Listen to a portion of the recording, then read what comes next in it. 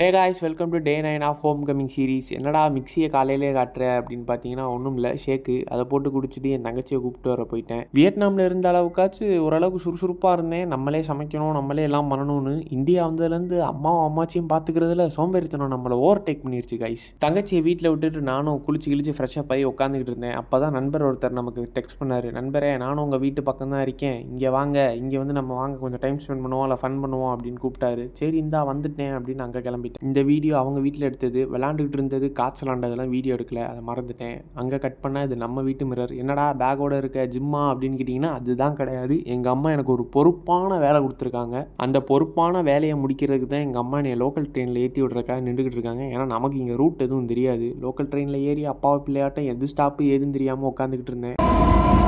Finally destination ரீச்சுன்ற மாதிரி நம்ம station வந்தாச்சு. வேற எங்கேயும் இல்லை, சென்ட்ரல் தான் வந்தேன். அங்கேருந்து ஒரு நம்ம ட்ரெயினை பார்த்துட்டேன். ஆனால் என்ன, ட்ரெயின் இன்னும் ஓப்பன் ஆகலை. 1 ஹவர் பிஃபோரே நான் வந்துட்டேன். ட்ரெயினுக்கு இன்னும் 1 ஹவர் இருக்குது. அப்படியே ட்ரெயினை ஓப்பன் பண்ணிட்டாங்க. அதுக்கு முன்னாடி மாதம் ஒன்று வாங்குவோம் அப்படின்னு வாங்கிட்டு பார்த்தா ஒரு அக்கா நம்ம சீட்டு மேலே பேக்கெல்லாம் வச்சு ஃபில் பண்ணிட்டாங்க. அக்கா இது ஏன் சீட்டு, கொஞ்சம் எடுங்க அப்படின்னு சொல்லி அவங்கள எடுக்க வச்சுட்டு நான் படுத்துட்டேன். அந்த பொறுப்பான வேலை என்னன்றதை அடுத்த வீடியோவில் சொல்கிறேன். Bye guys.